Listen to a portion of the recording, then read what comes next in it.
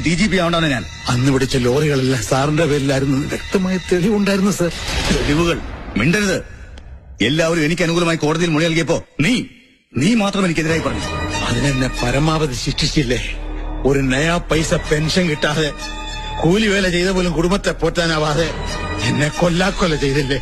അതുപോലെ പോരാ, നിന്റെ കുടുംബം ഞാൻ കുടം തോണ്ടും. നിന്റെ മോനെ നിനക്ക് സബ് ഇൻസ്പെക്ടർ ആക്കണം അല്ലേ? ആക്കാവടാ. അവനെ ഈ സിറ്റിയിലെ ഏറ്റവും വലിയ ക്രിമിനലാക്കും ഞാൻ. ഇന്നും അങ്ങ് എന്റെ മേലധികാരിയായിട്ട് കാണുന്നവനാണ് ഞാൻ. എന്റെ അപേക്ഷ കേൾക്കണം. എന്റെ മോൻ സബ് ഇൻസ്പെക്ടർ ആകുന്ന കണ്ടിട്ട് കണ്ണടയ്ക്കാൻ എന്നെ അനുവദിക്കണം.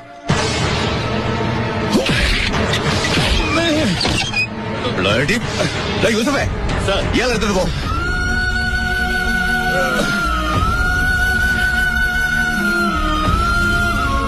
Stupid.